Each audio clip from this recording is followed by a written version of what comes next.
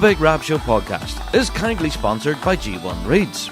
They are the champion's choice, with many bands around the world playing G1 products, providing everything you'd need to hit the circle or the big stage.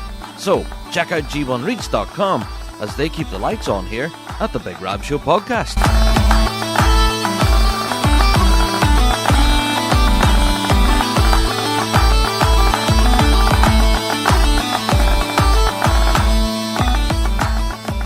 Hello there, everyone, and welcome to another Big Rab Show podcast. Oh, normal service has been resumed, thankfully. Oh, here. Last week's pod was a bit of a session, I'm not going to lie. Putting that one together was not easy. And for those of you who haven't listened to last week's pod yet, go back and have a listen. It is quite funny. It was recorded in my car, in a car park surrounded by what we like to call wee boy racers. And we're skating about the town in their modified cars. Quite hilarious, actually. We got a number of comments on that in last week's episode about the modified car scene. Anyway, but we're not a modified car podcast. We are a bagpiping show, aren't we? So let's get into the introductions. Well, if this is your first ever Big Rab Show podcast, then you are welcome. We are the show for the bagpiping folk. We reflect everything in the bagpiping world. Celtic music, folk music, or indeed our bread and butter, competitive piping and drumming. Each and every week we're here talking about what we know and love to be the music of the great Highland bagpipe and its people. And, yep, I know it's a cliche, but yeah, go and check out our Patreon. Yeah, that's it. We have a serious amount of extras over there. I have to give a shout out to our Patreon faithful who are just awesome. Thank you, Patreon faithful, for clicking on support and getting your hands on all of those juicy extras. Yeah, there's a lot over there. And, yeah, for anyone over on Patreon, you would have been treated to last night's Fuse FM Ballymoney radio show. That was a special one. Yeah, that's last night's Fuse show. We had a special guest presenter on there. Wow, is all I will say. What a show. I think. Whew. Anyway, yeah, so if you do want to go and check that out, go to Patreon. Last night's Fuse FM show was just fantastic, I think. Wow, what a moment in time. Yeah, shout out to the Patreon faithful who will probably be downloading that right now at the point of me recording this. But yeah, last night in Fuse, a lot of fun. We had a guest presenter in. It was just serious crack. There you go. So shout out to Patreon. All right, well, with each and every Big Rab Show podcast, we do open the door to listener mail, and this week's no different. Yeah, our email address has never changed, bigrabshow@gmail.com. That address again, bigrabshow@gmail.com. So, let's get into some listener mail. We got this email in from Angela. I said, hey, Big Rab, wanted to let you know about a special tribute gig that took place in Glasgow this past Friday. Yeah, they were paying tribute to a drumming legend called Alistair McMenemy, who sadly passed away a year ago. Alistair was a drummer who cut his drumming teeth with Knightswood Pipe Band, winning many titles, including the Worlds back in the day. Yeah, awesome. So he left a generation of kids who he inspired to take up the drums, including my son. Ah, brilliant. So who is now playing with North Lanarkshire Schools Pipe Band and also the National Youth Pipe Band of Scotland. Ah, brilliant. Ah, fantastic. So she goes on to say, Aaron had never picked up a drumstick until Alistair encouraged him many years ago and thought it might be a nice story for you to pick up. Ah, absolutely, Angela. That's fantastic. So shout out to Aaron. Good stuff there, yeah.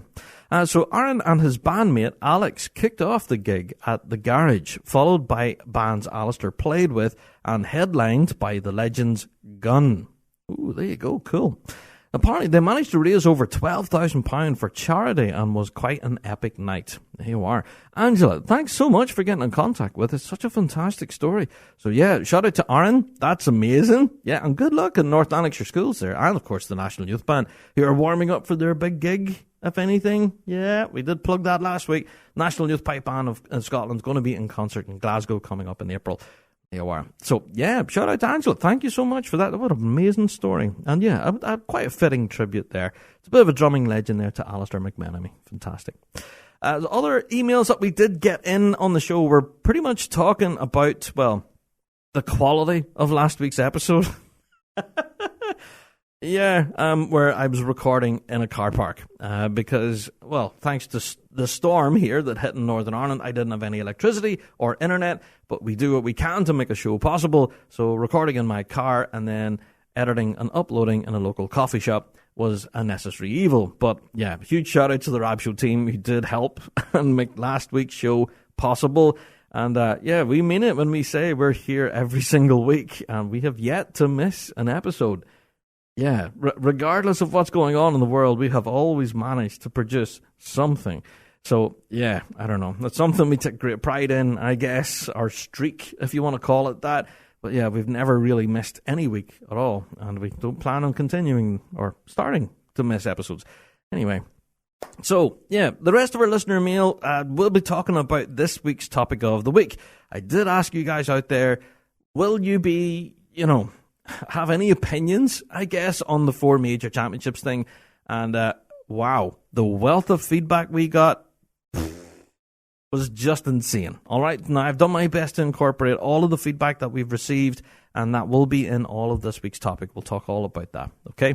Now, I have to say, with each and every episode, we do have, weekly drone. Now, this week, unfortunately, we do not have a weekly drone. We do have a few on the shelf. However, we do know that a good friend of the show and the voice of Weekly Drone, JD, is going through a recent bereavement and is unable to record any weekly drones for us. So, in light of that, we're not going to be having any weekly drones this week. However, we will be picking up in due course in the next few weeks, and Weekly Drone will return.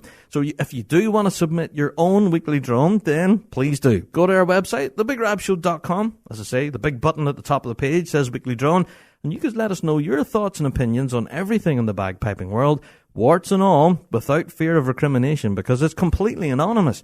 And I reckon we're going to get some weekly drones this week. Given the subject matter.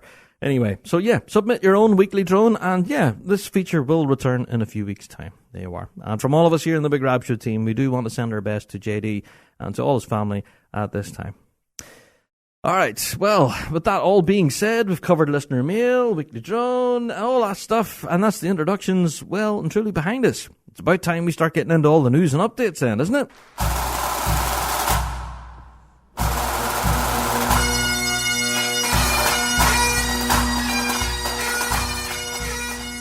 Do you wish piping could be fun again? Bagpipers around the world continue to struggle with their instrument, despite hours of hard work trying to get better. Bagpiping should be fulfilling. Your hard work should pay off, showing improvement and the freedom to express yourself musically. Or why do it? The Dojo University believe every piper should be able to free themselves from musical frustration, proven over more than a decade of successful teaching and accessible anywhere with an internet connection. The Dojo is unlike any other bagpipe learning experience in the world. Let the Dojo channel your enthusiasm into a fun and fulfilling program that will empower you with the knowledge to fall in love with piping all over again. So go to dojouniversity.com/Big Rab and take advantage of our 30-day free trial of Dojo Premium membership. Join the global community of students today and rediscover the fun of bagpiping. dojouniversity.com/Big Rab for a 30-day free trial.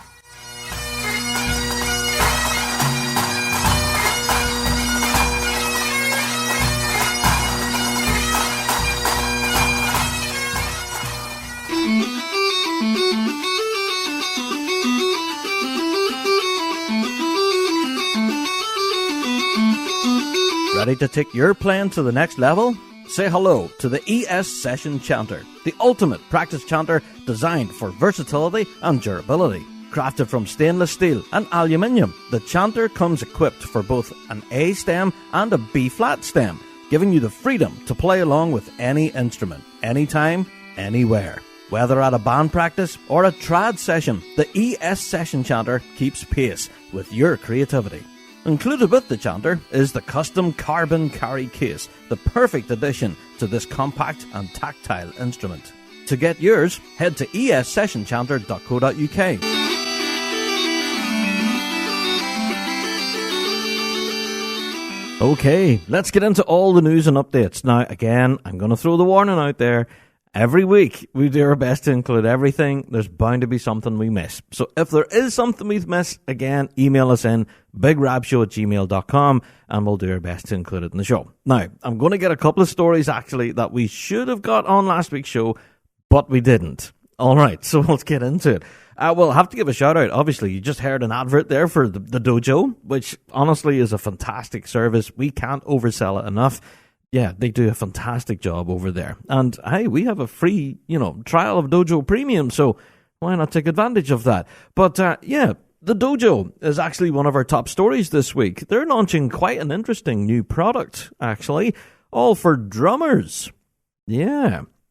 Now, the actual press release that they've provided, that reads, oh man, I really want to get signed up to this myself. I don't know, will I set the pipes down now and pick the sticks back up again? This is tempting. It does say, ready to level up your whole drum corps? Well, yeah, they're excited to announce the launch of their comprehensive Scottish drum program with dedicated snare, tenor and bass classes every week. Now, they are currently offering a free trial for 30 days. You can go to thepipersdojo.com/drumming-membership and all your details are there. Now, looking at the lineup of some of the tutors they have involved here, seriously? Oh, my word. Well, just recently, actually, a couple of days ago, they announced that their tenor drumming tutor is none other than Danielle Cooper from Inverarian District. Yeah, of course, she's a world champion tenor drummer in her own right, but also a gold medal winner at Winter Storm. So, hey, shout out to Danielle. But also the drumming teacher guru, as he's been referred to, Ed Best, will be leading quite a number of the snare drumming classes as well. And there's more details to come. They are announcing more tutor details as the days unfold. So, such an exciting venture from Piper's Dojo. We did know that they had drumming content over there, but we just weren't aware to, the extent of it. We knew that Ed hosted a few classes over there and we thought that was about it. Well, this seems to be a total rebranding and a rethink entirely for all of the drumming content there available on Piper's Dojo. If you haven't checked it out yet, then please do. They have it all across their socials. They've been promoting it now for a number of days. And ourselves and the Rab Show absolutely are interested in this. I think quite a number of the team actually have signed up to it already. You can trial it now for free for 30 days. pipersdojo.com/drumming-membership. All up there now. Or why not sign up to Dojo Premium and you get access to everything, not just the drumming content, but the full whack. Yeah, so I know, we've already played the ad, and you've probably heard it a dozen times now, but yeah, go and check out that Dojo Premium free membership and stuff for a while. Go and take it for a test drive, honestly. Such a fantastic service there from the Dojo. Fantastic stuff. All right. Now, another little news story kind of dropped in my lap at the point of me recording this tonight. Yeah, I have to give a shout out to People's Ford Boghall and Bathgate fans. We got some really quite exciting messages to our email box recently. Yeah, for those of you out there who have been supporting People's Ford on Indiegogo, you'll be aware that we've been receiving kind of periodic updates on the progress of the release of their upcoming live album, Caberfy. Yes, and well, just tonight we got an update, a production update on everything, and it's exciting. Now, for a lot of different reasons. I'm not going to read the full email to you because that's just available for those who are going to be supporting the band on Indiegogo. So if you are part of that crowdfunding effort, that you've probably already got this in your mailbox, go and check it now. It does make for some very exciting reading. Now, we mentioned last week that People's Ford have been putting it up on their socials that they are in the studio right now, in the Glowworm recording studio to be precise, and they're working at mixing and mastering the final album. And it's exciting. Now, we do have a bit of an exciting update even further from that they will be releasing it as a double vinyl. Oh! Yeah, for you vinyl collectors out there, you'll have the opportunity to buy the entire concert on vinyl. Now, that's exciting right there. Now, that's one thing, but also what you guys have been waiting for. They are hoping to confirm a release date at some point this month. Oh! Now, it's been, months now at this point. When you consider that the concert took place in August last year, I can tell you, this is definitely going to be worth the wait, okay? I am very glad that I have supported the band on Indiegogo, and ourselves and the Rab Show team did as well. There's a good number of us actually backed this project. We really wanted to see it, see the light of day, and we cannot wait for the release of this live album. So, yeah, shout out to People's Ford, Boghall and Bathgate. The piping world is waiting with bated breath on the release of this live album. We cannot wait. Now, yeah, thankfully, I think most of us in the Rab Show team were actually there at the Boghall gig last year, and seriously, that was just a moment in time. And I don't envy them. They have the task of possibly trying to capture lightning in a bottle here, and how they're going to do it, I just don't know. But the atmosphere in the Glasgow Royal Concert Hall was just electric. It was such a great night, filled with fantastic music and camaraderie. And yeah, I really cannot wait to listen back to it. So, there you are. Shout out to People's Ford, Boghall and Bathgate fans. Very exciting. We could potentially have a release date announced at some point this month, and then we'll just look forward to dropping them, won't we? Yeah, so there you go. Shout out to People's Ford. That's dead exciting right there. Okay, going to give, a few dates and stuff have been announced this past week, and one such date is, coming from the William Kerr Memorial Pipe Band. They're going to be celebrating their 80th anniversary with a huge gala dinner. Yes, now this is apparently semi-formal or Highland dress attire requested. There you are. So not quite fully black tie, but still quite a swanky event. Yeah, this is going to be happening on the 20th of September in the Royal Hotel in Cookstown. It'll include a full drinks reception, a full dinner, and entertainment as well, of course. So, if you do want to go and help celebrate the 80th anniversary of the William Kerr Memorial Pipe Band, then you can contact them on their social media for ticket information. There you are. So, yeah, that's going to be quite a huge celebration there. 20th of September in the Royal Hotel in Cookstown, William Kerr Memorial Pipe Band. Now, just when we're on the topic, actually, of the Royal Hotel in Cookstown, I just wanted to remind you about the upcoming Kids with Cancer Charity Night. You should already have your tickets by now. I've been hearing it on good authority that tickets are absolutely flying for this. So if you haven't got your tickets for the event yet, please grab them now, okay? I realize it was payday last week, for those of you who get paid monthly, I guess. Payday last week. No excuse. Run out, grab tickets for the Kids with Cancer Charity Night. And yeah, this is going to be a blistering night of entertainment. Do I need to remind you who's playing at this? All right, I'm going to drop a few names in here, of course. Well, we have the 70s Tribute Band will be there. We're also going to have a special tribute on the night to Pipe Major Richard Parks, MBE. Come on. Yep, and we're also going to have vocalist Catherine McKeown. Yeah, he's not only an amazing drum major, but a fantastic singer. If you've ever heard Catherine sing, yeah, that's going to be a real treat right there. But yeah, we're also going to have the world champion juvenile drum major, Louise Smighton's going to be putting on a display. And for anyone who's been following Louise on TikTok, by the way, you're in for a treat this last while. Louise has been doing displays to all sorts of modern music, and it's really entertaining. So yeah, shout out to Louise. Looking forward to her display, actually, at the Kids with Cancer Charity Night. That's going to be fun there. Yeah. Also, then, of course, the main attraction on the night, arguably, it's St. Lawrence of Tulle. St. Lawrence of Tulle making a welcome return to the Kids with Cancer Charity Night. I really can't wait to hear them. Oh, it's going to be so good. So, if you haven't got tickets for this event yet, please go out and grab them. Avoid disappointment. This is going to be a real blistering night, not to forget. So, yeah, grab tickets now. Contact Gary Smith or email kidswithcancer2020@outlook.com. Yep, avoid disappointment. Grab your tickets for that. Good and early, folks. Also, talking about doing displays and things to modern music, I have to give a shout out to Kerr McQuillan. Yeah, now he's been travelling across the world this last while doing various workshops and things like that. But have you seen what Kerr has been posting to his socials over this past few days? Oh my God. Kerr McQuillan, if you're listening to the pod, mate, cut it out. You know, you're just making this drumming game look way too easy, and the rest of us just look at the sticks in the corner and go, nah, there's no way I could ever drum like that. Oh my word. Kerr McQuillan has been posting little drumming videos of him just like in his hotel room, or just kind of warming up, I guess, just kind of noodling around on the drum pad, and he puts on like a modern, like a dance track or something, and he just starts drumming along with it.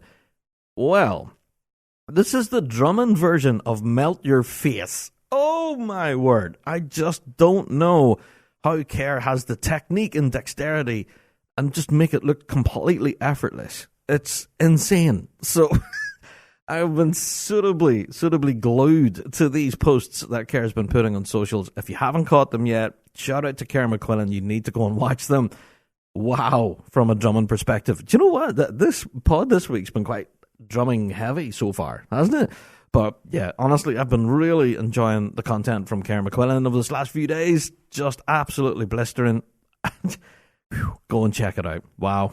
All right, another drumming story, but I promise I'm going to get into other stories other than drumming stuff. I have to give a shout out to St. Lawrence O'Toole, we mentioned earlier.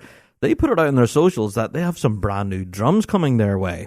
Yeah, now they're asking their fans on social media to kind of predict what colour they are or how they'll look.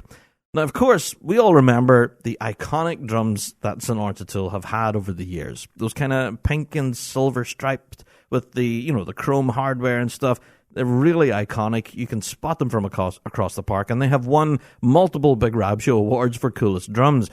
Yeah, they're gone. So St. Lawrence O'Toole are going to be upgrading or changing their lineup at least to a new finish. So, yeah, will it be an upgrade? Will it be a downgrade? There's a lot of speculation as to what colour it will be. So, yeah, a lot of very curious drumming fans out there. Can't wait to see what the new drums of St. Lawrence O'Toole will look like. And, yeah, you can post your own guesses, I guess, on their socials. Now, whenever you look at the comment section of some of the posts that St. Lawrence O'Toole have been putting up about their drums, there's some really inventive ideas around drum finishes. Yeah. I don't know, food for thought for drum manufacturers. If you do want to get some interesting ideas for drum finishes, that's where you go. Go to the comment section of St. Lawrence O'Toole. There's some pretty good ideas in there. Now, as to whether any of those predictions from the public will be true or not, we just don't know. St. Lawrence O'Toole have yet to confirm this. So we're looking forward to the big unveil, whenever that may be. But yeah, I'm very excited to find out what colour and what they'll look like. Will they be a potential coolest drums winner this incoming season? Who knows? All right, let's talk about some actual bagpiping, shall we? I have to give a shout out to a good friend of the show, actually, who appeared at Big Rab Show Live, the very first one. I have to give a shout out to Anna Smart. Yeah, she's a piper, of course, at the moment with the Rolling Drones. I could just about read my script. So, yeah, she's been returning to the National Piping Centre, going back to her studies of bagpiping. And recently she's been, documenting all of her experience of studying bagpipes at the National Piping Centre on TikTok. And it's kind of went a bit viral. In fact, it went so viral that BBC Scotland actually contacted her and filmed a little bit of a documentary and, a bit of a news story about what Anna gets up to studying bagpipes in Glasgow. It talks about all of her experience playing with the Rolling Drones, including that iconic moment where she played bagpipes in Times Square in New York.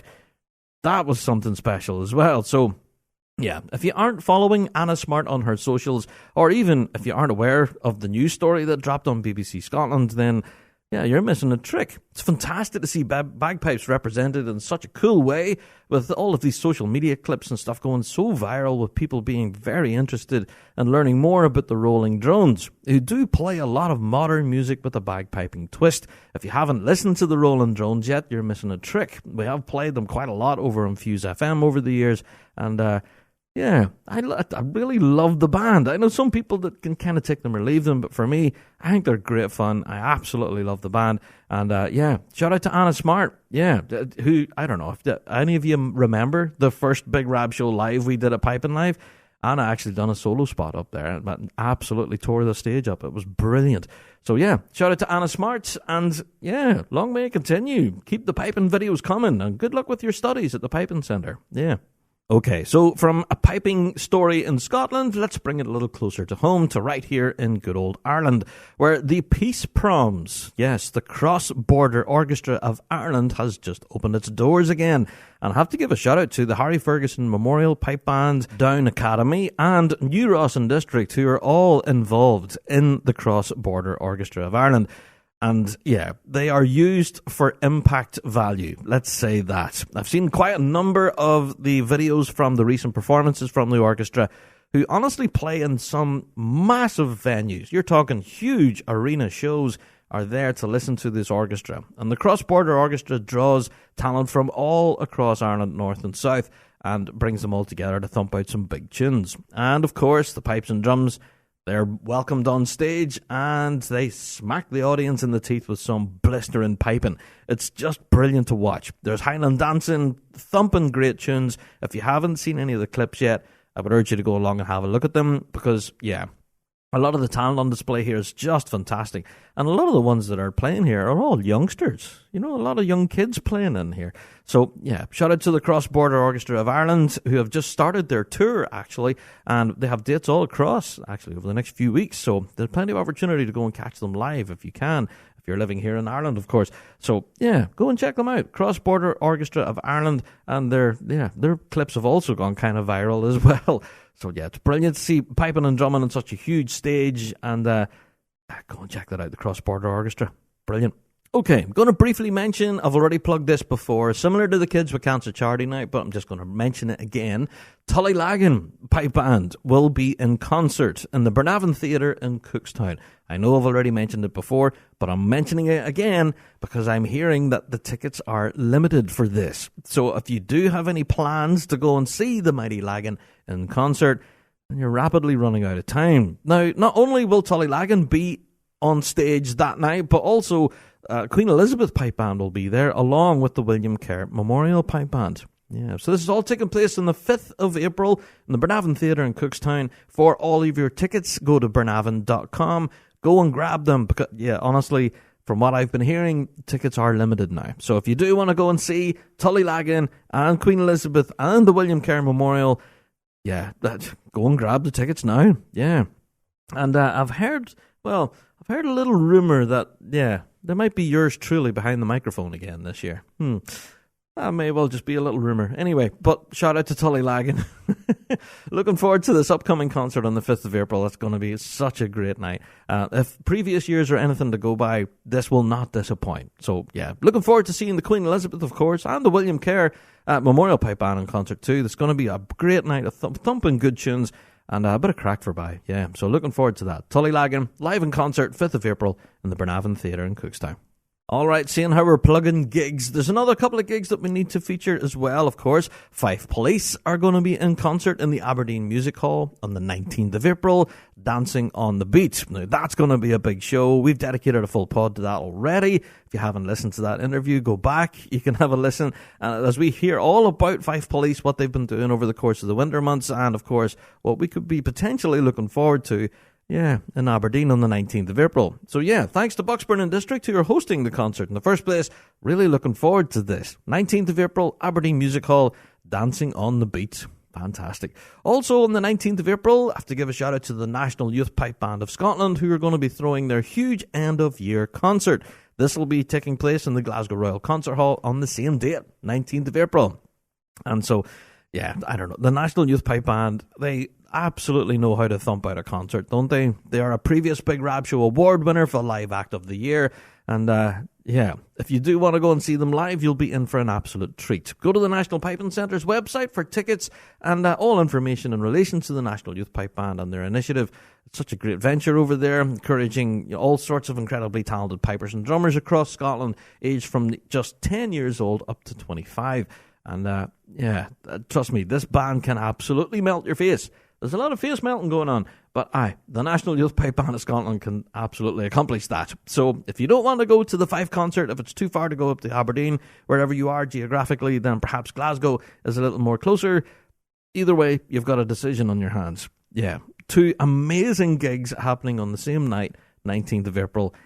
Yeah, good luck with that one. Okay, another little date I'm going to drop in your lap. And now this is a date that's going to be incredibly important for all of us in the bagpiping world.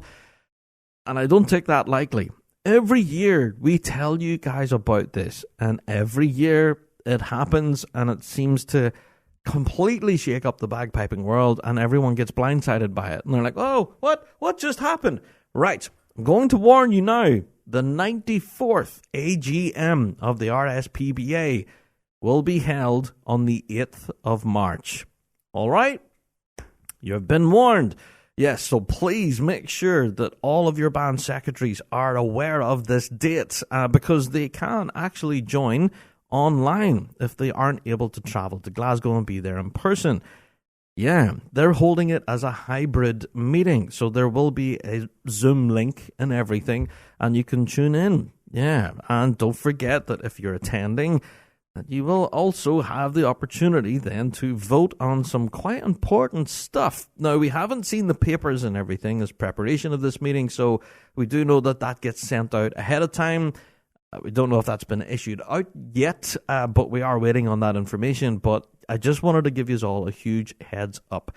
The 8th of March, get that date in your diary. It's going to be an incredibly important meeting for a range of different reasons. You know, it seems to be every season the AGM is vitally important, and this year is no different. Yeah, we do believe that there will be a lot of big decisions to make at this year's AGM, and there will be a lot of discussion points that I'm sure a lot of you will want to be privy to, including what we're going to be talking about at this week's topic of the week, 4 majors.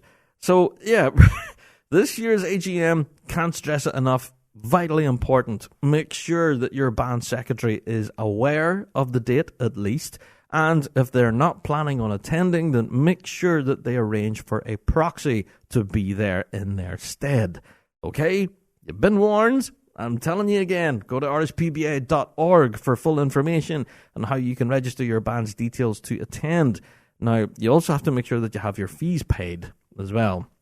That's kind of a precursor to getting through the door. So if your band hasn't paid your fees, then you might not get in through the door.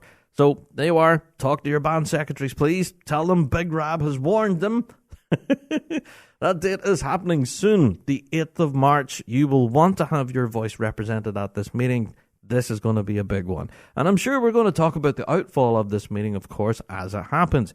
So, yeah, expect more news and updates following this meeting on the 8th of March. But for now, yeah, I just wanted to give you forewarning. The AGM is coming up. Get that date in your diary. All right. Okay, I want to talk about the CLASP. Now, you guys know we've talked about the CLASP competitions here many different times. You know, that's the competition league for amateur solo bagpipers. So, why am I mentioning it in this week's show?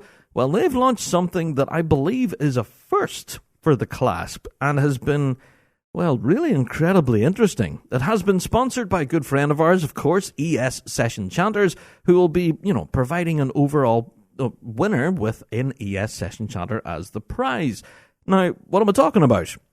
Well, the competition that they have just launched is an adult practice chanter competition. Yeah.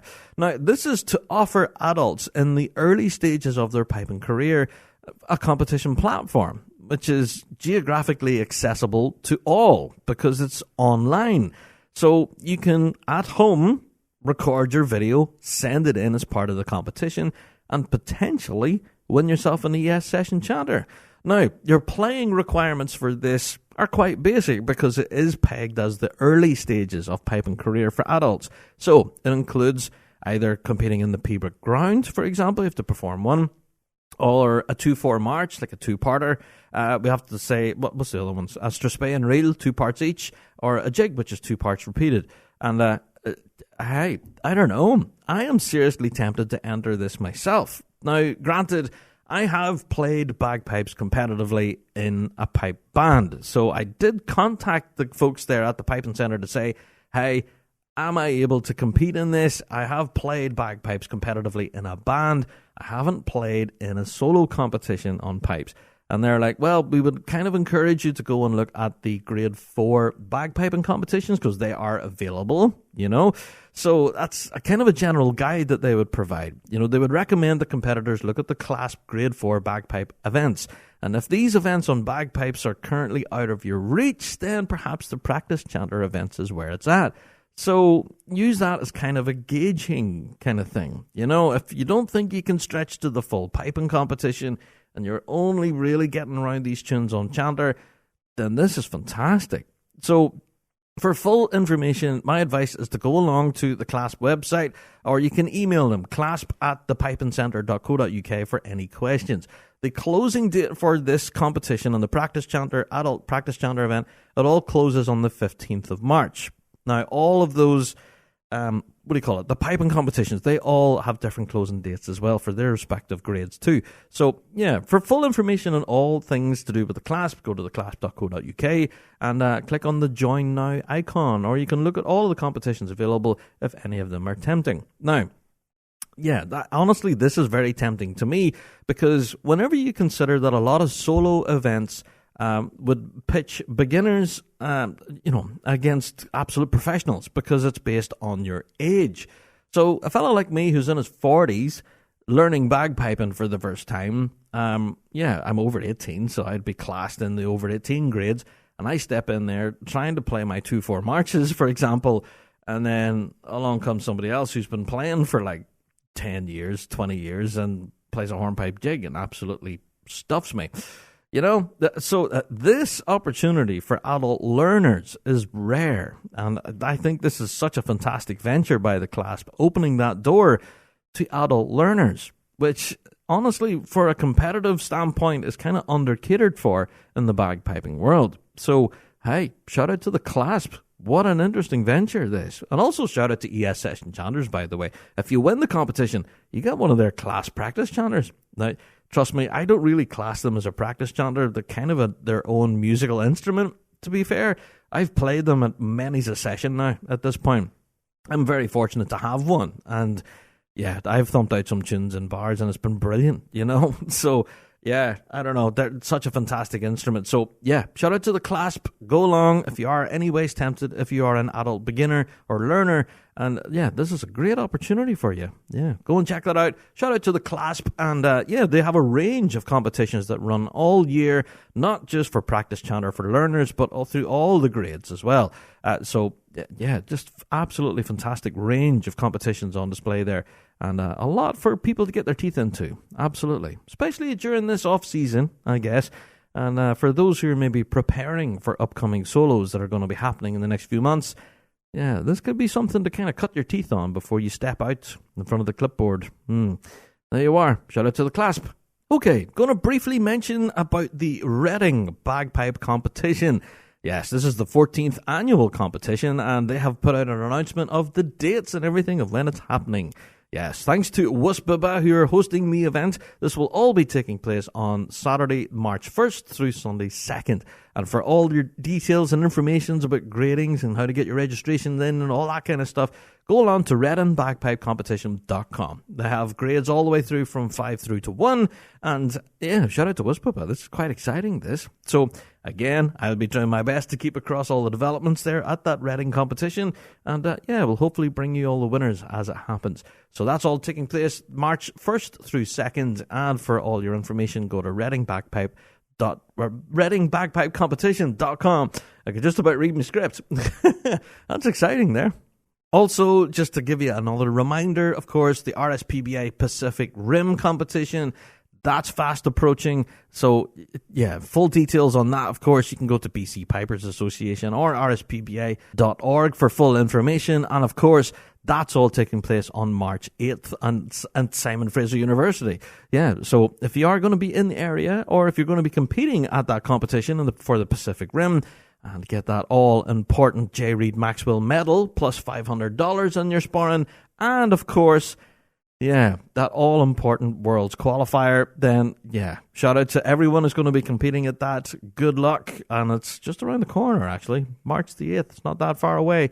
So, yeah, go and check out all those details, and, that's going to be shaping up to quite a huge competition, That's been 2 weeks now we've been mentioning that, but it's getting in the build-up now, isn't it? Oh, it's exciting. Also, very quickly going to drop this news story in. Now, I'm not going to give you the full hashtag list, but for Lincoln Hilton fans, there's never been a better time to go and enjoy his music. Yeah, he's been uploading a range of brand new tunes, all to Spotify. Now, for those of you who are listening to us right now on Spotify, I don't mind if you stop this podcast right now and type in Lincoln Hilton and go and check out all his music. He has released a lot of stuff over this last while, especially over the course of the holidays, of course, with the introduction of his brand new practice chanter, which is just a thing of beauty if you haven't seen that. But yeah, he's been recording a lot of new tunes, and they've all now finally been uploaded to Spotify, so you can go and stream those and enjoy some blistering new piping from Lincoln Hilton. There you go. Okay, going to briefly mention this. Shout out to our friends down under, actually, and especially to the Queensland Highland Pipers Society, who are going to be running a range of different events all throughout the month of March and April. Yeah, now the reason we're mentioning it in the first place is, one of the events is really quite exciting. The 16th of April, there's going to be a piping recital by none other than Pipe Major Stuart Little. What? Yeah, Stuart's going to be heading down there to Queensland, and hey, that's going to be exciting right there. 16th of April, Stuart's going to be on stage at the Brisbane Boys College venue, and for full information and details on tickets and stuff, just, have a look for the Queensland Highland Piper Society and go and grab your tickets for that. So that's a date for your diary right there. Anyone in the Queensland area, at 16th of April. Yeah, Stuart Little's going to be down there thumping out tunes, so yeah, go and enjoy that. Okay, I'm going to wrap it up here now with all the news and updates, and I'm realising I'm very quickly kind of wrapping things up because I do want to get to this week's topic of the week, for majors. But I will have to give a bit of a shameless plug to Scottish Power. Now, for anyone who's been a Scottish Power fan, you know that Scottish Power can produce some quite incredible medley selections. Now, arguably 2024 was one of their best years yet with their medley selections. It's been obviously one of my favourites this past season was Scottish Power's medley that they played at the Worlds this year, and the Saturday in particular. But, Scottish Power fans, if you're not following Scottish Power on socials, then what are you doing? Because there's been a very brief interview held with Pipe Major Chris Armstrong, and he talks about what musically we can expect from the band coming through this season. In particular, he talks about the construction of their new medley. Ooh. Yeah, now he does mention a lot of really interesting things in here. With some, obviously adhering to the tradition and keeping a nod to things in the past, but obviously then trying to innovate and push things forward, as we know the Scottish Power can absolutely accomplish. So, what's going to happen whenever they hit the circle? We have absolutely no idea. But as part of this brief little interview with Chris Armstrong, we get to hear the tiniest of little inserts. They drop maybe, a 5 or 10 second clip of the band actually playing it. Are you kidding? So, yeah, if you do want to go and hear that little interview along with that tiny clip of their brand new medley, then head to their socials right now and go and have a listen to that. Yeah, shout out to Scottish Power. You guys know how to tease us and keep us on the hook, I guess. But I absolutely can't wait to see and hear this new medley from the mighty Power. That's going to be exciting stuff there. Yeah, brilliant. Oh, right. Well, on that high note, I guess I'm going to wrap up the news and updates here at this point. Again, if there's anything that we have glaringly missed, then please do email us in. bigrabshow@gmail.com. That's the best way to reach us. And we'll hopefully bring whatever news story you have to next week's show. Right, it's at this point that we're going to talk about the elephant in the room, which is possibly the biggest topic of discussion and the biggest news story to drop in the bagpiping world for a while. Yeah, the confirmation of having only 4 majors. Let's get into it. So, it's time for me to go and get myself a big cup of tea at this point. Aye, it's time for the topic of the week.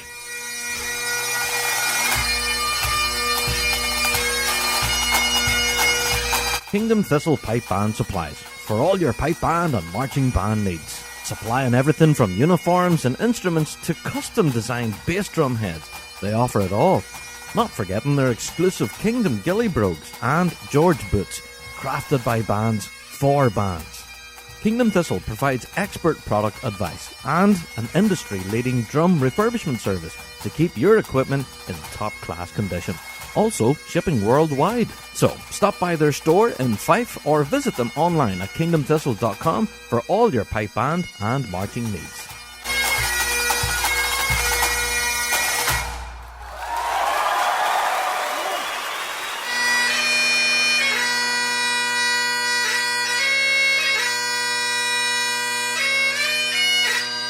Wallace Bagpipes. Quality, pride and passion. Made in Scotland. Proud bagpipe supplier to the Red Hot Chili Pipers. From the most basic of sets to the most elaborate, they have something for everyone. Also offering bagpipe repairs and restoration. From a simple makeover to a full overhaul. From a chipped mount to a complete replacement. Wallace Bagpipes have you covered. Visit wallacebagpipes.com for more information or contact your nearest dealer.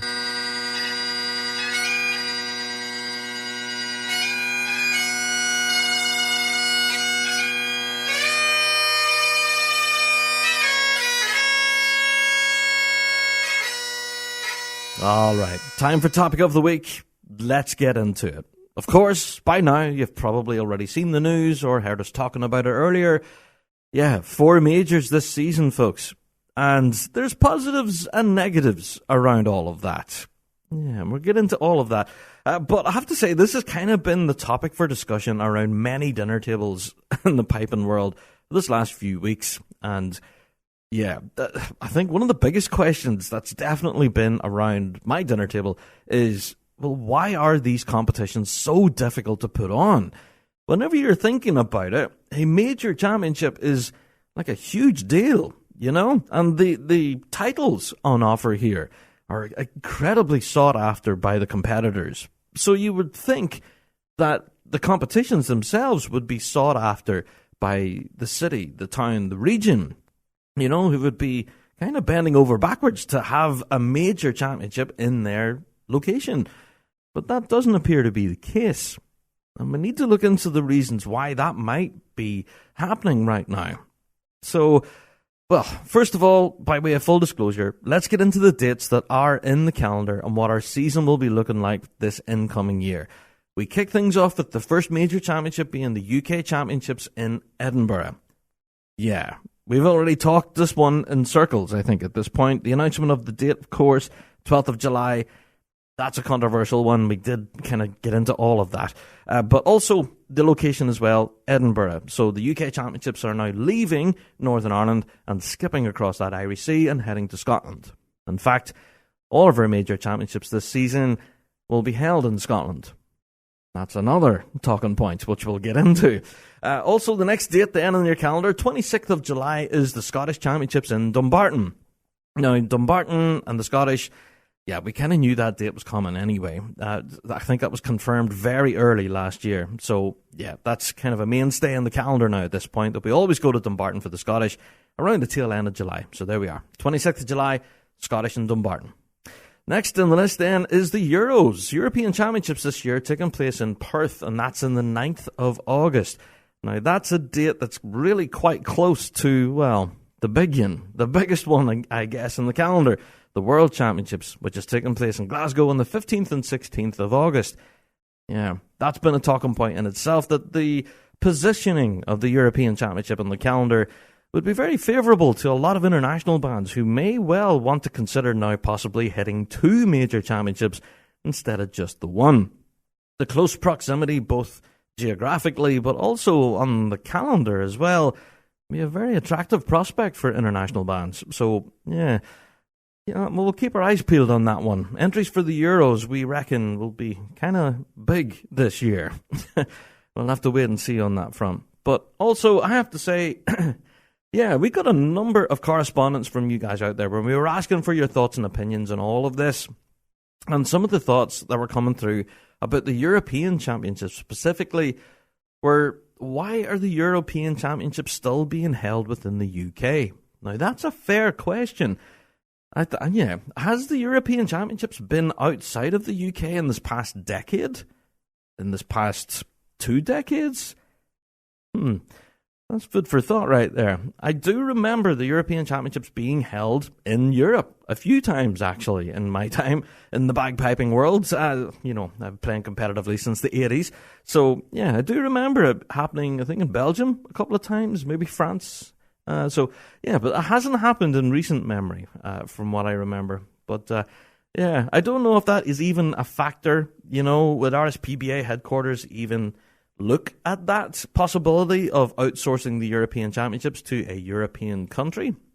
Don't know. We've spoke about it here on the Big Rab Show, about all of these amazing European scenes. Of course, we covered a lot to do with the Brittany scene there, of course. And then also, just recently, about all those amazing competitions that are happening in Germany. Fantastic work that their association's doing at the moment. Just brilliant. So, anyway, I'm singling a couple out there, but there's tons of great venues all across Europe and associations that I'm sure will be champing at the bit to host a major championship. But doesn't seem to be happening. So yeah, that's an interesting one right there. So why are these competitions not like a hot commodity? Why are people not absolutely snapping these up and grabbing them with both hands? Well, honestly, post-pandemic, I honestly believe, in my humble opinion, you guys can disagree with me, but I do think it comes down to money. All right? I do honestly believe that this is simply a financial thing. Yeah, the high cost of venues at the minute, especially whenever you're coming to run a major championship, comes with all sorts of hidden costs. Now, you're talking security, parking, health and safety laws all over the place where you have to put in appropriate safeguards for members of the public. And there's so many hidden extras whenever it comes to running a major championship. Kind of make your head spin. So that's where I have to give RSPBA their props. They are absolute masters at putting on a major competition. They've been doing it for a long time now, and every major championship that I've attended, honestly, I know we kind of moan and complain sometimes about the price of a burger or the price of a pint or something, or other complaints, but honestly, they are minor in comparison to some of the big things that they could absolutely get wrong. But we do know that RSPBA have a wealth of experience, and they have a proven track record of being able to throw these competitions very successfully. And all of these little hidden things, like even something as simple as getting enough portaloos into the venue, keeping them maintained and keeping them emptied. I know it's a horrible topic to bring up on a pod, but seriously, that makes a huge difference to a major championship. Also catering, like we mentioned, and of course, let's not talk about it, but the beer tent is an essential element. There's been some major championships over the years that haven't had a beer tent, and we've talked about that at length. So, yeah, just the little things. The fencing at arenas, sometimes the sound equipment that's used, all of it is an overriding factor, and all of it costs money. So, whenever the RSPBA, at the minute, are going to a local town and saying, "Hi, hello, local town, we want to come and we want to host our massive big major pipe band championship in your town. It's going to cost X amount of pounds." Now, there's been loads of different quotations chucked around by keyboard warriors to say that it'll cost like 100 grand, or it'll cost 200 grand. Some people have even suggested, it's upwards of $500,000. And I don't know where that cost come from. I think it's just grabbing numbers out of thin air. But yeah, the cost is definitely a factor. The cost of the venue, the staff, the security, all of it. It's just astronomical at some occasions. And then when the RSPBA come cap in hand, perhaps it's not as an attractive, thing to look at and go, "Oh yeah, we'll pay 200 grand for a pipe band competition." That's a very difficult sale to sell to the local residents. To say, "Hi, we've spent all of your tax money hosting a pipe band competition." Yeah. But not only that, all right, the expense of actually running the thing in the first place is one element of it. Another element, I guess, is prize money. I'm going to throw that in there. Now, we have been moaning and complaining about prize money now for the longest time, and that is a factor. Believe it or not, it is an additional cost. Also, our directors, and some of them do claim expenses as well. And that's another factor too. So, anyway, the finances of it all. Honestly, once you start looking into the finances of running a major championship, it will make your head spin. There is so much to consider. And how they manage to thrash out these negotiations over time with a local council, for example, I just don't know how they accomplish it, but they do. And now, there are ways that you can kind of circumvent the expense, I guess. We have seen in recent years that a lot of our major championships are now ticketed events. A lot of them, you have to pay at the gate. Some of them can be quite pricey, and we've talked about that too. And, that cost gets passed on to the bagpiping fans, I guess. So if you do want to go and see a competition, then you're going to have to pay a premium. Other things such as catering and beer tents and stuff. Sometimes the prices can be jacked up as a result of trying to recoup some of the losses of hosting the event in the first place. So if someone has to pay, $5 grand for a pitch for their burger van at the UK Championships, for example, then they're going to try and recoup that $5 grand from the sales they're going to make that day. And again, that's passed on to the piping folk. That's another interesting challenge right there. Some of the things that we believe that RSPBA can do better financially, We'll talk more about that in a minute or two.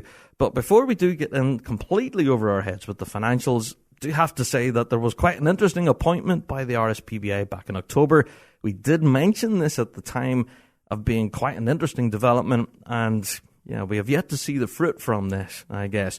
The RSPBA announced on their social media about the appointment of Chris Ross, who was the former CEO of Patrick Thistle, the football team.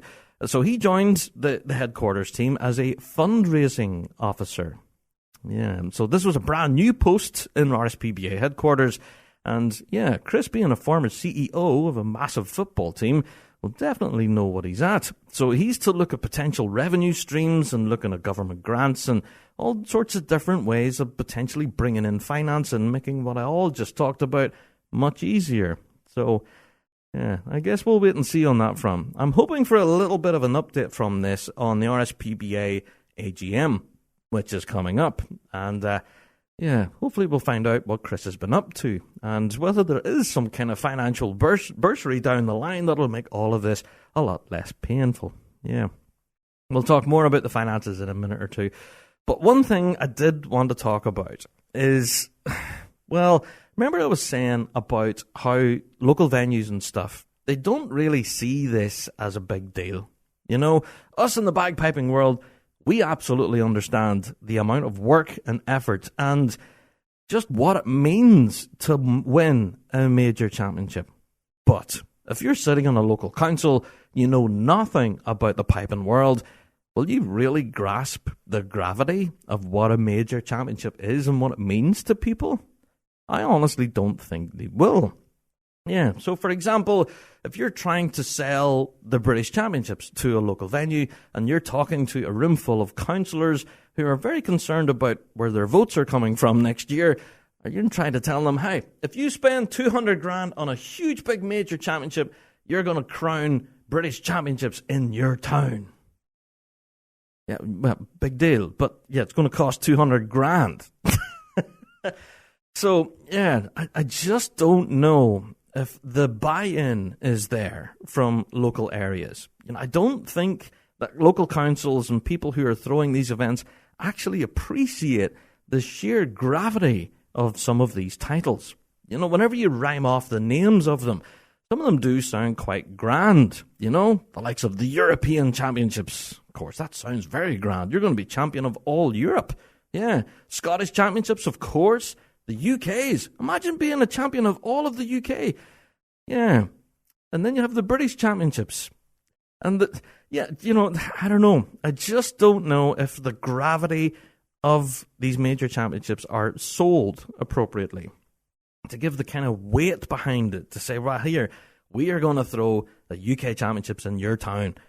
Oh, my word, here's a blank check. On you go. Yes, absolutely. Fantastic. Now, I think you really do need to have that buy-in, because not only will the local council and that be paying for the event, but they'll also be able to help with little things. It's not a little thing, I suppose, but they'll be helping with the likes of road closures and parking and different things like that. They'll also help with promotion of the event, of course, as well. They'll put it on all of their local press things to all the local residents and saying, hey, look, they're getting this big championship coming up. So, I just don't know if there's that buy-in there from local politicians, local councillors. I just don't think that the gravity of the events are communicated effectively to them. Now, that's something that I believe RSPBA could possibly do a little better. Do really honestly think that our bagpiping world, we do have a tendency to be very inward focused. We very rarely look out of the bagpiping world and say to ourselves, well, how can we sell these incredible events a lot better? How can we show politicians, venues, residents, how can we show them that this event is just incredible and it means so much to us as competitors? Do you know what I mean? I just don't think that gravity comes across. And I think because we are so inward looking, we are absolutely missing the trick whenever it comes to communicating that message to say, hey, these major championships are a big deal, So, I don't know. That's one of the things I believe outreach is something we could really absolutely work on. And, Yeah, the buy-in and getting the gravity across, definitely a huge aspect there. All right, I do also want to talk about, the marketing. When we're talking about outreach and all of that, the marketing aspect of major championships here, specifically in the UK. Now, I don't know what marketing of competitions is like where you live. You could be listening to me across in the United States, Canada, Australia, New Zealand. But I have to say, from a marketing point of view here in the UK, I very, very rarely see an advertisement for a piping competition.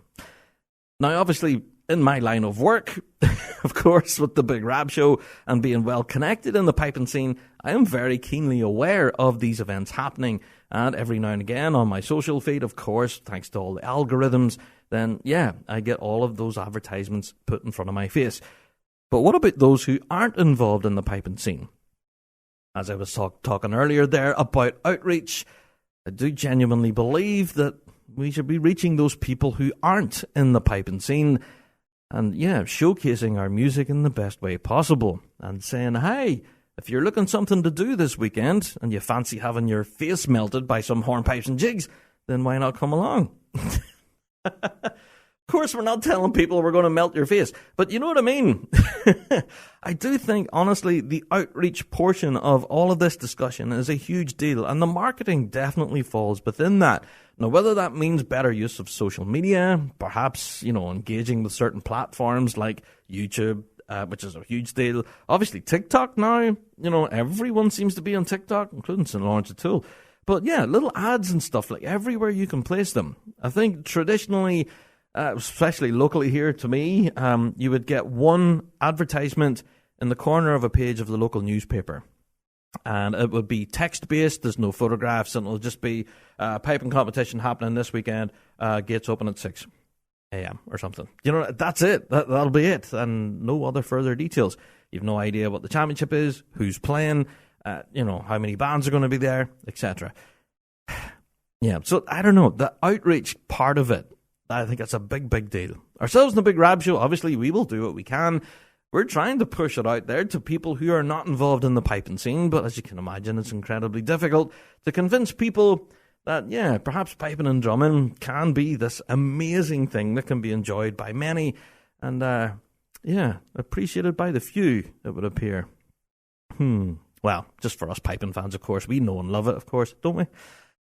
Anyway, so that's one of the things about outreach and marketing. We need to explain the importance to a wider audience and not just to ourselves here in the bagpiping world, because we are basically talking to an echo chamber.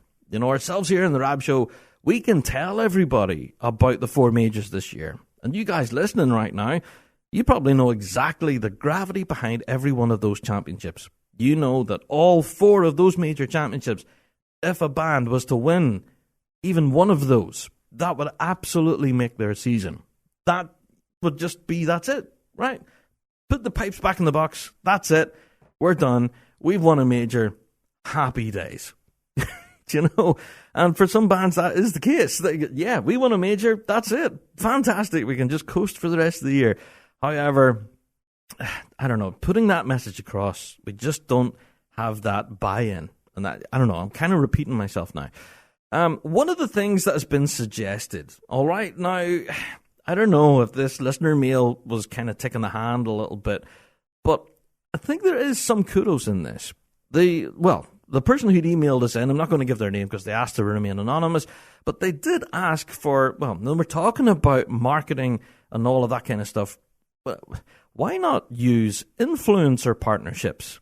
Now, hold on, stay with me. I am not a fan of influencers myself. Social media is absolutely filled with them, where influencers, try to get you to buy trainers, they'll make you run faster, or there'll be some influencers say, hey, do this workout and you'll get a 6-pack in 2 days. All this kind of stuff, right? Can we get an influencer to come to a pipe band competition and they go, hey, everybody, come to the UK Championships, they're class. You paid £12 for a burger and £20 for a pint. You'll go home, you'll be soaked, you'll be freezing cold, but hey, we'll have crowned a UK championship. A UK champion. How does that work? I don't know. The influencer thing honestly really baffles me, to be fair. But yeah, that was an interesting suggestion when it comes to marketing, including the use of influencer partnerships. Yeah, interesting, that one. So I don't know what your thoughts are on that one. You can email us in, bigrabshow@gmail.com. But they're absolutely right in thinking about, looking outside the box, about potentially looking at every aspect of how we can draw more eyes and ears to what we're doing in the piping world. Yeah. So let's get down to some of the things that I believe that RSPBA can do better. We've been talking about one there at length there for a while. Outreach. That's a massive deal. We need to put it across just how important these major championships are. Now, not just to the bands folk, but to the supporters as well. And yeah, as we've been talking about, a lot of that cost of running the event gets passed on to the piping fans, but that's just for the event itself.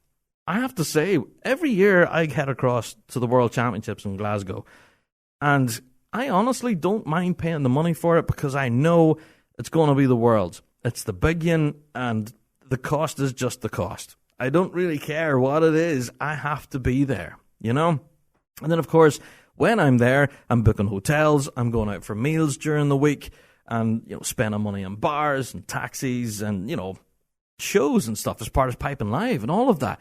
So all of that revenue goes to Glasgow City because I'm in Glasgow, so I may as well spend money in the city I'm in. So, yeah, these cities and towns, I guess that's one of the messages we can put across, that they may well see a bit of a financial kickback as a result of running a major championship in their town. Now, that's been argued here on the Rab Show before. Just how much financial value will a town or venue see as a result of hosting a major championship? So, for example, you spend 200 grand hosting the British Championships. Will you see that 200 grand coming back in revenue in local hotels and restaurants and chip shops, for example? Or will you see even 2 or 3 times that, perhaps? We've read out things here on the show before about how much revenue the Piping Live Festival produces for Glasgow through the week, but also just how much money is pumped in as part of the Worlds for Glasgow Town. So it can be really quite lucrative. So is that something that we could potentially help to sell a future major championship? Well, let's just think about that one. All right, but yes, outreach is a big thing. The financials, absolutely. We need to talk more about the benefits of running these huge events, not just the costs. But also, I want to talk about something that RSPBA have not really looked into much. And it's something I'm hoping that their new employee, Chris, is going to be looking at. I've got potential revenue streams. Now, all right, I'm going to be controversial here, okay? At the World Championships every single year, from I've been going to the Worlds back in the early 80s, the merchandise stall at the World Championships is absolutely rammed. Okay? I have no concept of this. I have no idea why it is absolutely queued out both days. And I just don't know. The amount of merchandise that is shifted at the World Championships is insane, and I'm sure they're bound to make an absolute mint, when you consider the cost it is for the punter to buy a World Championship t-shirt. Yeah. Is that something we could look at for potential major championships?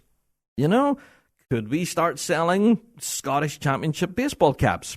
Could we start selling I don't know, water bottles from the British Championships? I don't know. I'm just kind of throwing about ideas now. But I'm just looking at the World Championship and the sheer volume of merchandise they sell every year. And yeah, they absolutely sell out, by the way. Yeah, I think on the Saturday at most World Championships I've been at, the merchandise stall actually gets closed at 1 p.m. or 2 p.m. in the afternoon because they've ran out of stock. They literally sell out of everything. You can't even get a pen or a key ring. They're sold out of everything. I only know this because, last year at the Worlds, I didn't put this in the pod actually, but I was looking to bring home a few souvenirs, for the family. Bring a few pens and stuff like that, little knick-knack things. And, the competition sort of kind of slowed down midday, and I got myself a burger and a bit of a feed. And then I said, I'll go to the merch stall now and I'll get myself a Worlds pen. I'll bring it home. And the stall was shut. That was it. Nope. Everything sold out. I thought, what? Sold out that quickly? That was nuts. But I do think that is a potential revenue stream that the RSPBA could be looking into, even with regards to their website.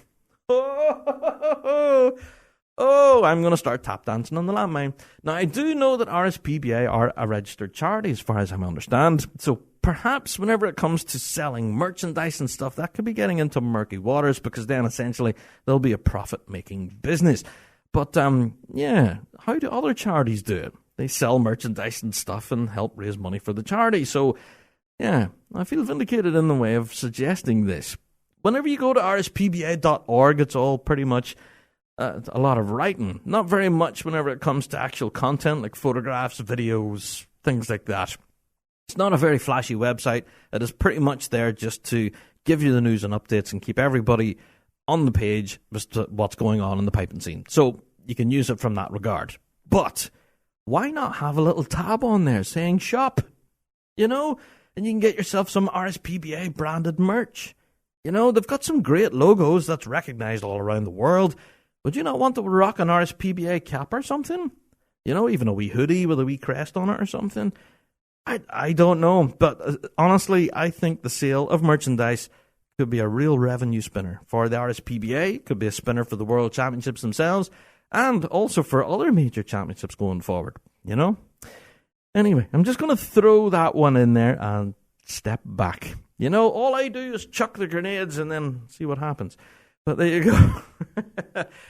I have to say, throughout all of this, we did say that there is some positives to take away from this with having 4 majors in the calendar. Yeah, we have 4 majors in the calendar. Mentioned this last week, and I drew some criticism for it. Yeah, this could absolutely have been a worse story. I could be standing here talking to you right now saying that we only had 2 majors in the calendar. Perhaps 3, possibly. But, yeah, it's kind of the best of a bad situation. 1 major championship fell by the wayside. Now, as to the reasons why, we don't particularly know. That hasn't been confirmed. Apparently, there were difficulties. We spoke about that on last week's show as we read out the statement that we got from Colin Mulhern. And yeah, will we ever know what those difficulties are? Probably not. But either way, that does make it for conversation around the dinner table, as I'm sure in a lot of people's houses as we're talking about this incoming season. So those are my suggestions. Some of those have also came from you as well. The potential influencer partnership. It's still an interesting idea there. I'm not quite sure. But yeah, the buy-in is important to get the gravity across, and all of the other different elements, outreach, marketing, and yeah, all of it needs to be considered, I guess. And we do know that there was working groups put together and everything in last season, and they were able to pull it out of the bag and get 5 majors for us. But was there a working group established for this one? Unsure. I don't know. I believe that working group still exists. And that's how we managed to pull 4 major championships together. Is it disappointing we don't have 5? Absolutely. Yes. I can wholeheartedly say, yes, it is very disappointing that we're not going to get 5 majors. Some people have suggested that this will kind of lessen the title of Champion of Champions this year, because there's 1 less major championship to jug it out in. So will your Champion of Champions title mean as much as someone who's won it lifting 5 majors? Or, I don't know. That's an argument for another day. But folks, honestly, I know I'm always kind of the optimist. I always try to see the positive sides of most things. And for me, having 4 majors on that calendar for me to look forward to is genuinely a positive. I can say it's a lot better than only having 3 or 2. For instance, which was the situation for quite a while, and we were waiting on dates for a long time. So, yeah, as bitterly disappointing as it is not to have a British Championship, and we do have to consider that, we do have 4 majors here. Yes. Before I do conclude this week's topic of the week, we do need to talk about all of the majors this year being in Scotland. That's been another one that a lot of people are debating currently, that this is going to work out quite expensive for a lot of pipe bands. Yeah, with all 4 majors, involving quite a lot of travel. Some occasions they would need hotel stays, planes, trains, and automobiles, I guess. I don't know if that's a consideration when planning a major championship. I genuinely just believe that it is down to the support from the local council and the area and the willingness to want to throw an event, and then everything else kind of falls out from that.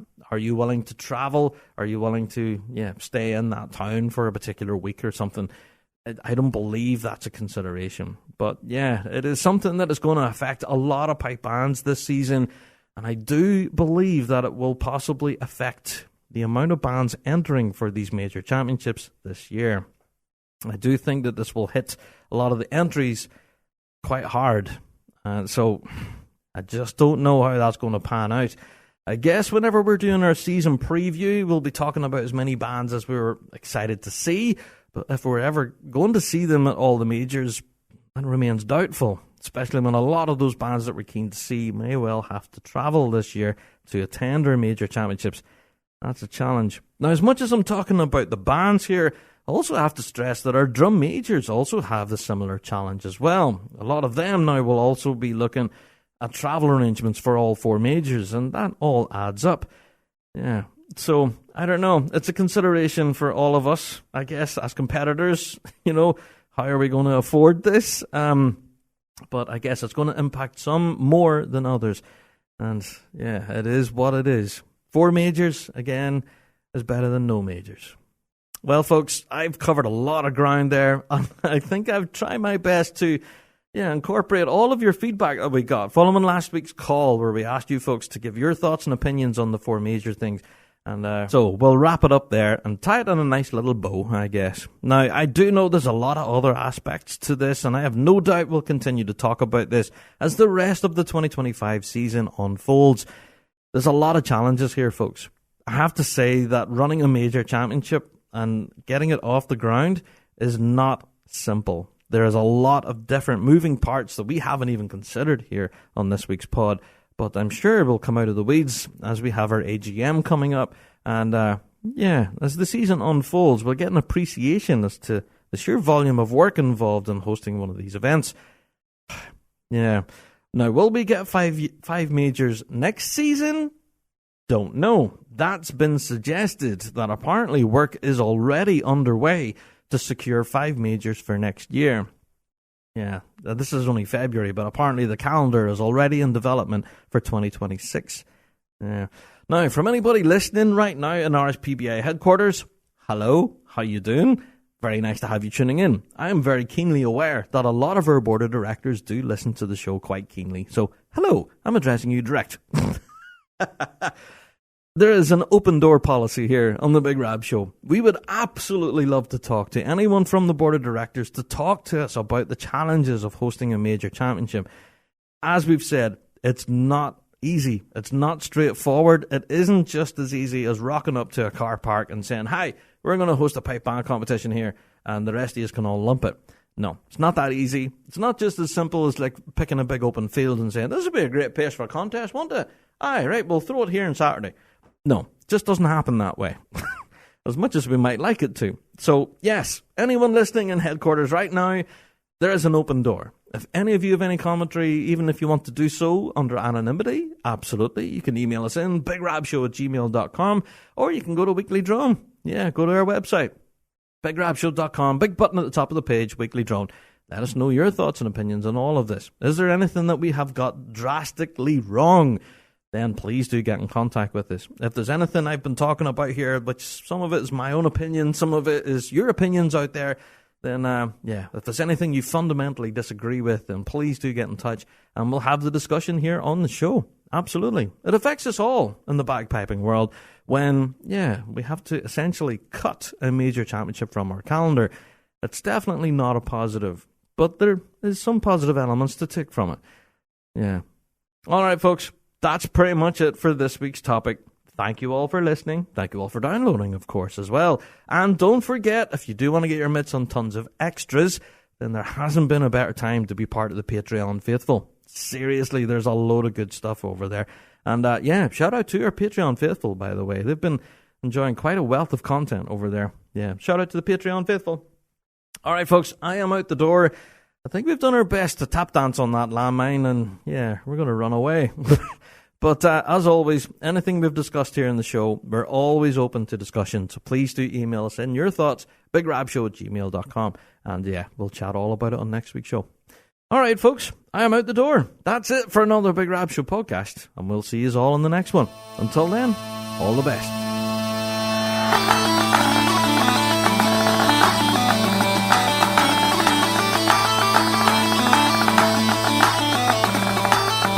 Well, that's it for another Big Rab Show podcast. Thanks so much for downloading this week, and a special thank you to our sponsor, G1 Reeds. Played by bands around the world, they are the champion's choice. Check out g1reeds.com for all of your piping needs. Don't forget to check out thebigrabshow.com to be kept up to date with all of the latest news and views from around the piping world. And also, check us out on Patreon. For $5 a month, you can get your hands on tons of extra piping goodness and be a part of the Patreon faithful. So, until next week, folks, we'll see you right here on the Big Rab Show podcast. All the best.